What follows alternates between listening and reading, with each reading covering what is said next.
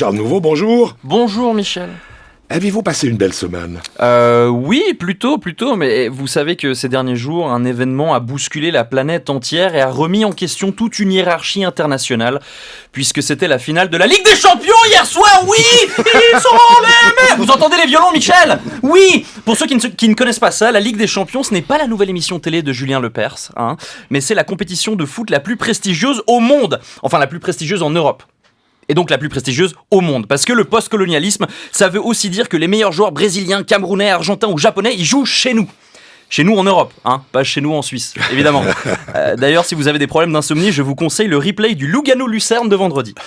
Ces joueurs jouent en Europe parce qu'ici, il y a plus d'argent, mais aussi parce que c'est plus compétitif et qu'une poignée d'entre eux auront donc le privilège de remporter la Ligue des Champions. Ce trophée reconnaissable à ces grandes poignées, à cause desquelles on l'appelle aussi la coupe aux grandes oreilles, comme une sorte de François Bayrou, mais qui ferait rêver la jeunesse. La bien nommée Ligue des Champions met donc en compétition les champions de tous les grands championnats européens de football, mais aussi quelques illustres sparring partners venus de Copenhague, Bâle ou Varsovie pour faire de la figuration et nous faire vaguement croire par moments que dans la vie, c'est pas toujours les plus forts et les plus riches qui gagnent. La finale d'hier opposait le Real Madrid à la Juventus de Turin, deux effectifs qui valent plus d'1 demi-milliard d'euros chacun et qui viennent tous deux d'être sacrés champions d'Espagne et d'Italie respectivement, deux pays où les taux de chômage sont actuellement à 18 et 12%, mais où le football, ça reste plus important que tout le reste. Le cœur a ses raisons que la raison, machin truc, vous connaissez la chanson, et c'est vrai que le foot, ça peut faire chavirer le sens moral. Messi et Ronaldo, qui fraudent le fisc à hauteur de dizaines de millions d'euros, sont quand même adulés dans des stades remplis par les contribuables qu'ils volent et qui les acclament malgré tout avec ferveur. Il paraît que ça a inspiré François Fillon qui vient de s'acheter des protèges tibia. Mais concernant la finale d'hier, sachez que je ne l'ai pas encore vue. Alors s'il vous plaît, ne me spoilez pas. Non mais parce qu'en fait, comme j'avais loupé les demi-finales, je veux pas voir la suite tout de suite, sinon j'ai peur que narrativement ça n'ait aucun sens. En tout cas, je peux vous dire que sur papier, la finale cette année, elle claque. À eux deux, les clubs finalistes cumulent 24 finales et 14 victoires dans la compétition. Ils avaient déjà disputé une finale l'un contre l'autre. C'était en 1998 et le Real Madrid l'avait emporté face à une Juventus où évoluait alors un certain Zinedine Zidane, qui peu après remportait une Coupe du Monde et 3 ans plus tard signera au Real Madrid pour remporter à son tour le trophée en 2002, faisant gagner les Madrilènes sur un but légendaire d'une magnifique reprise de volée du gauche en dehors de la surface de réparation. Un geste extrêmement compliqué qui n'a fait qu'agrandir la légende de celui qui était hier sur le banc du Real Madrid en tant qu'entraîneur et dont l'amour de l'Italie se manifeste parfois à travers un impact crânien dans la cage thoracique. Pardon.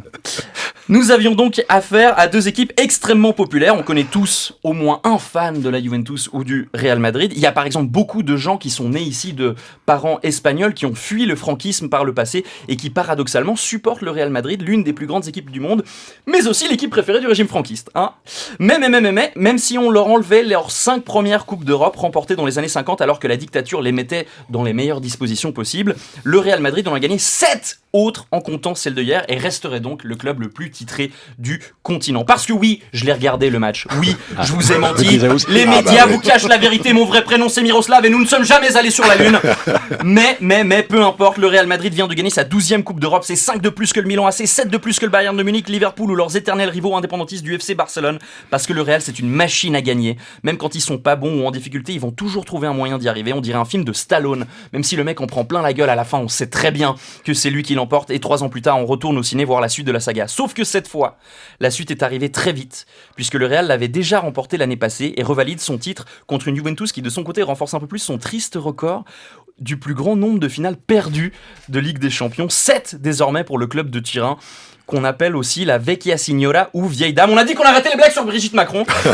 La Juve qui, comme Brigitte, semble toujours élégante, sereine et imperturbable et qui peut habituellement compter sur son gardien pour sauver les meubles en cas de panique. Gianluigi Buffon, l'un des meilleurs gardiens de l'histoire du foot, qui n'a donc toujours pas remporté la Ligue des Champions et n'y arrivera vraisemblablement jamais, lui qui aura bientôt 40 ans. On rappelle que l'âge d'un footballeur, c'est un peu comme l'âge d'un chien ou d'un chat. Il faut faire une multiplication pour trouver l'équivalent en allée humaine. Buffon, qui prendra sa retraite dans 1 an, après la prochaine Coupe du Monde, s'incline donc face à Zinedine Zidane, qui lui avait pris la sienne suite à une défaite face à Buffon en finale de la Coupe du Monde 2006 et remportait hier sa 2e Ligue des Champions en tant qu'entraîneur, ce qui constitue ma statistique Ligue des Champions préférée de toutes celles que j'ai données aujourd'hui, puisqu'il devient à égalité avec Arrigo Sacchi et Pep Guardiola, l'entraîneur chauve le plus titré de l'histoire.